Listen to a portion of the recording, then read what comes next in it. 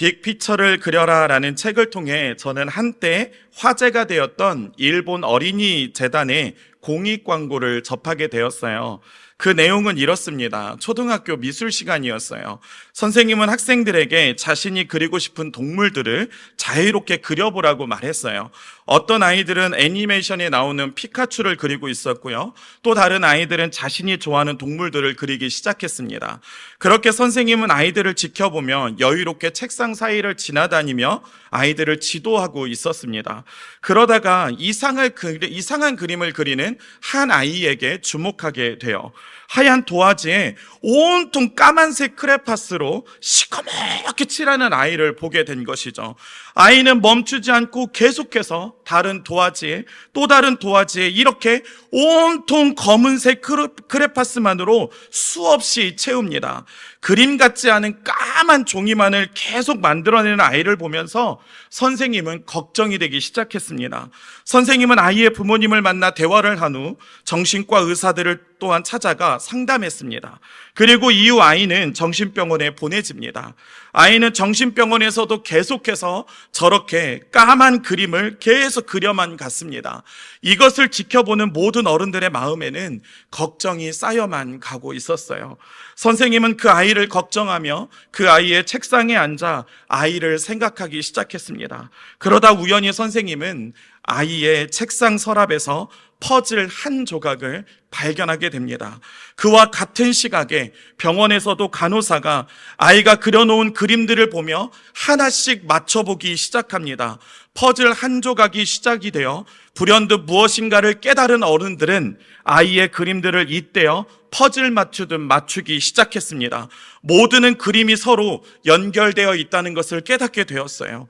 함께 체육관에 모여 눈에 까맣게만 보이던 그림들을 펼쳐놓고 퍼즐 맞추듯 자리를 찾아 맞추자 모두는 경악할 수밖에 없었습니다. 아이의 그림은 까맣고 거대한 고래 그림이었던 것이죠.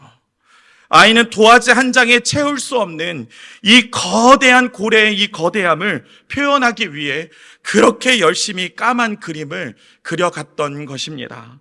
이 이야기를 통해서 책의 저자는 만나는 사람들에게 이렇게 말해준다고 해요. 당신은 지금 인생의 가장 어둡고 새까만 부분을 칠하고 있는지도 모릅니다. 하지만 지금 그리는 어두운 시간들이 큰 그림의 일부라고 믿고 끝까지 노력한다면 언젠가 커다란 고래를 완성할 것입니다. 우리의 인생이 힘든 이유가 있어요. 인생의 전체의 그림을 우리는 모르기 때문이죠. 그래서 가끔은 송중기가 주연한 재벌집 막내 아들이라는 드라마처럼 지금의 지식을 가지고 다시 과거로 돌아가 앞으로 상장하게 될 기업들의 주식을 사고 팔며 수익을 올려 다른 인생을 꿈꾸고 싶기도 합니다. 그러나 우리의 현실은 어떻습니까?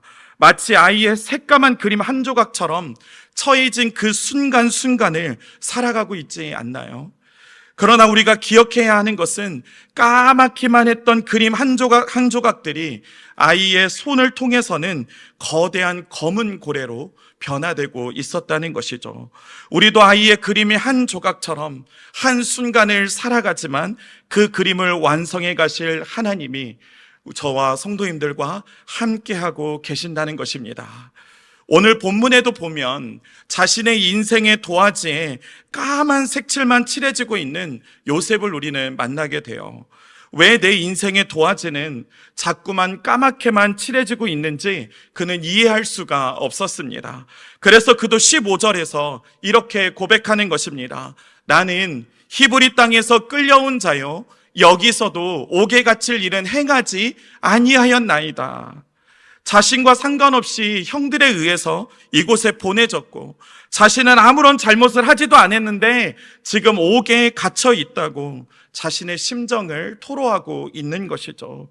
자신의 의지와 자신의 선택과 상관없이 자신의 삶에 자꾸 까만 그림만 그려지고 있음을 그는 말하고 있는 거예요.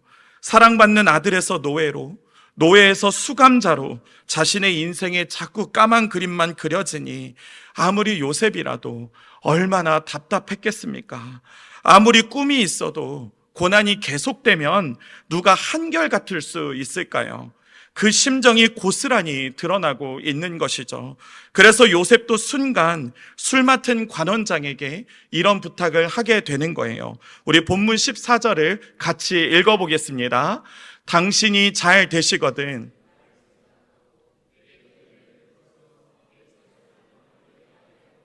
이 집에서 나를 건져 주소서. 순간적으로 자신의 삶의 주어를 지금 바꾸고 있지 않습니까? 지금까지 요셉은 순간순간 잘 버텨왔어요. 또한 잘 견뎌왔습니다. 하나님께서 자신의 삶의 자리에 은혜를 베푸시는 것을 경험해 왔습니다. 여전히 자신과 함께하는 하나님을 삶의 자리에서 느끼며 체험하고 왔어요. 그렇게 요셉은 비록 고난 가운데 있을지라도 하나님이 그의 삶의 주어가 될 수 있었던 것이죠. 그런데 지금은 어떻습니까? 요셉의 삶의 주어가 하나님에게서 술 맡은 관원장으로 바뀌고 있지 않습니까? 은혜를 베푸시는 분은 하나님이신데 순간 그 자리에 술 맡은 관원장이 들어서고 있는 것이죠. 이유는 아주 간단했어요. 본문 13절을 보면 그 힌트가 나와 있습니다. 지금부터 사흘 안에 바로가 당신의 머리를 들고 당신의 전직을 회복시키리니 당신이 그 전에 술 맡은 자가 되었을 때에 하던 것 같이 바로의 잔을 그의 손에 드리게 되리이다. 술 맡은 관원장이 꿈을 꾸었는데요. 그 꿈이 이상해서 근심 가운데 있었습니다. 근심하고 있는 그에게 다가가 요셉은 이렇게 질문해요. 왜 근심 가운데 있냐고 물어봐요. 그가 근심할 수밖에 없었던 이유는 그가 꾼 꿈을 해석할 수가 없었기 때문이었어요. 그러자 요셉은 그에게 이렇게 말해줍니다. 해석은 하나님께 있지 아니하니까. 이렇게 말하며 그에게 꿈을 말해달라고 요청합니다. 그러자 관원장은 자신이 꾼 꿈을 요셉에게 말해줍니다. 그 꿈을 들은 요셉은 하나님의 지혜로 그 꿈을 해석하죠. 해석은 간단했습니다. 3일 후에 그가 복직된다는 것이었어요. 회복된다는 것이었습니다. 이 감옥에서 나가게 된다는 거죠. 애굽왕 바로의 생일에 그가 권한을 다 회복할 것을 말해주는 것이었어요. 그렇다면 요셉에게도 자연스럽게 이런 기대가 생기지 않겠어요? 3일 후에 이 사람이 복직하게 된다면, 그때 자신을 기억해 준다면 이 억울한 감옥에서 벗어날 수 있지 않을까? 이 기대감이 그에게 자연스럽게 일어나지 않았을까요? 바로 그 마음이 요셉에게 일어난 것이죠. 3일만 기다리면 됩니다. 3일 후면 깜깜한 감옥에서 요셉은 자유를 얻을 수 있다는 기대감이 그에게 밀려오게 된 것이죠. 이런 상황이면 요셉도 순간 마음이 술 맡은 관원장에게로 기울지 않겠습니까? 저라도 그랬을 것 같아요. 저라도 술 맡은 관원장이 보였을 것 같아요. 그런 사람이 그 자리에 있다면 그를 의지하고 싶었을 것 같아요. 요셉이 갇힌 감옥은 왕의 죄수들이 갇힌 감옥이라고 말하고 있어요. 여기에서 갇힌 사람들은 대다수가 애굽의 권력자들이었다는 것이죠. 본문에 출연하는 술 맡은 관원장과 떡 굽는 관원장은 그 중에서도 더 특별한 권력자들이었습니다.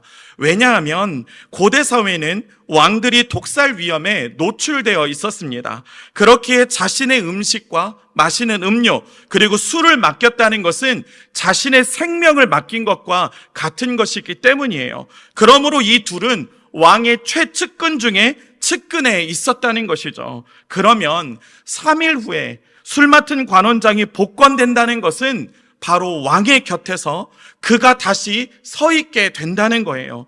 이보다 확실한 보장이 어디 있겠습니까? 이보다 더 좋은 기회가 세상에서 두 번 다시 찾아오겠습니까? 요셉이라면 이런 기회를 잡고 싶지 않겠습니까? 그런데 오늘 본문에서는 이런 요셉의 기대에, 이런 기대에 사로잡혀 있는 요셉에게 또다시 좌절이 찾아옵니다. 우리 본문 23절을 같이 함께 읽겠습니다. 술 맡은 관원장이 요셉을 기억하지 못하고 그를 잊었더라. 잊었어요. 더 정확히 말하면 잊혀진 거예요. 요셉이 술 맡은 관원장에게서 잊혀진 거예요. 꽉 찬 2년 동안 요셉은 잊혀졌어요. 3일이 2년이 된 거예요.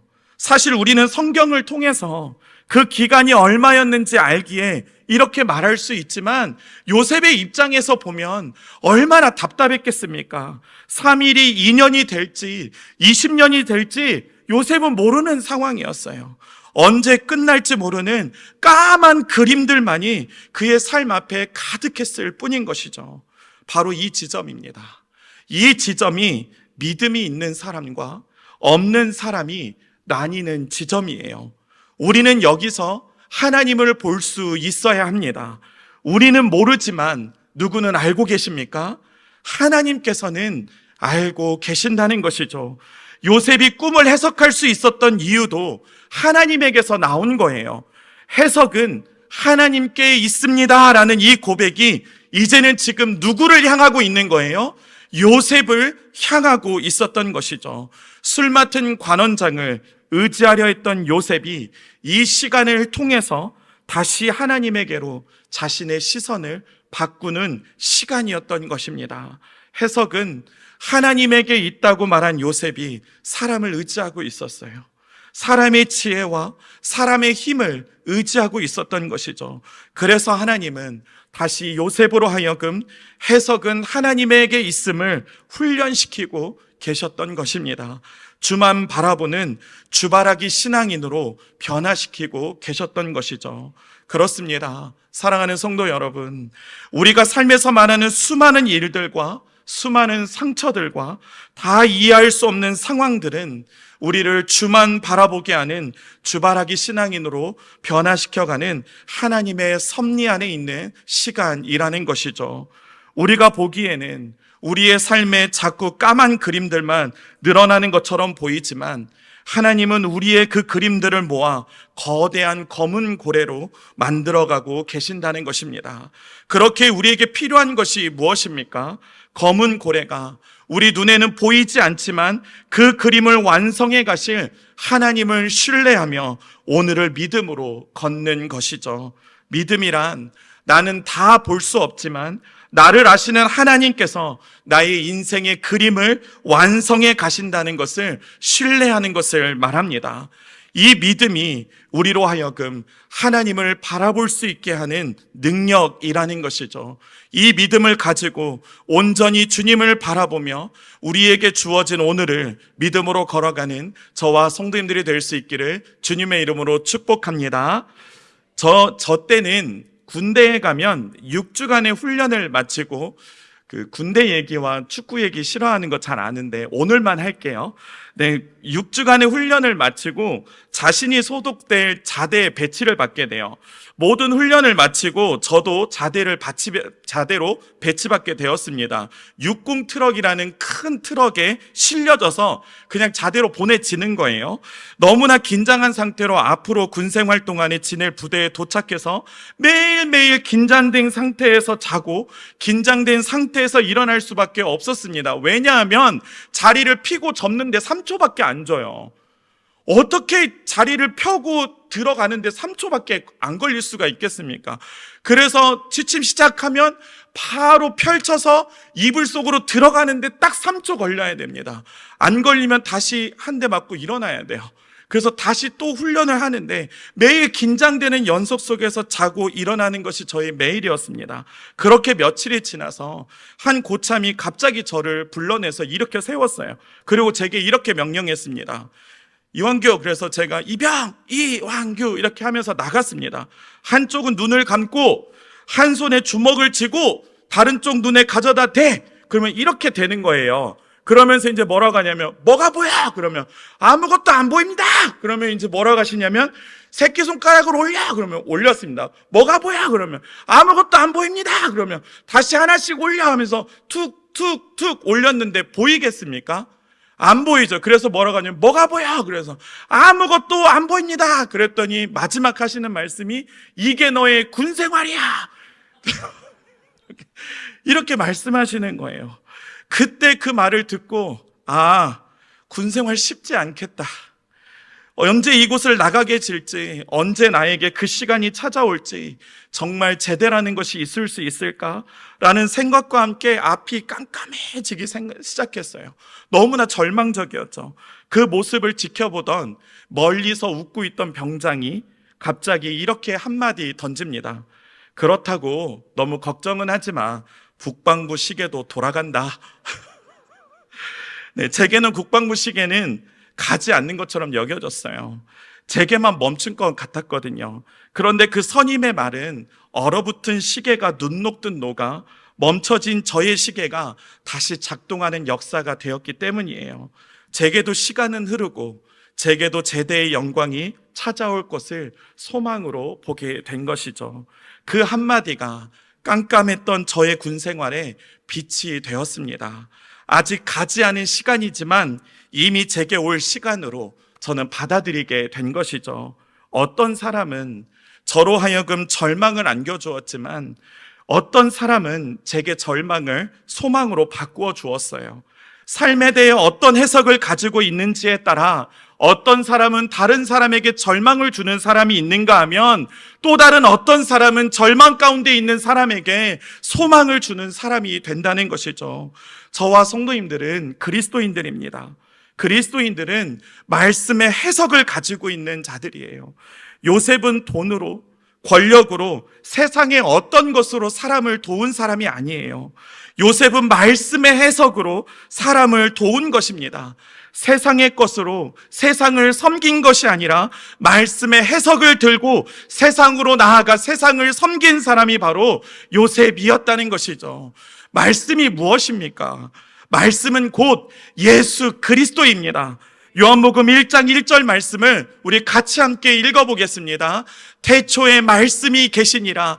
이 말씀이 하나님과 함께 계셨으니 이 말씀은 곧 하나님이시니라. 아멘. 그런데 이 말씀이 14절에서 어떻게 나타난 줄 아십니까? 이렇게 됩니다. 말씀이 육신이 되어 우리 가운데 거하심에 우리가 그의 영광을 보니 아버지의 독생자의 영광이요 은혜와 진리가 충만하더라. 할렐루야.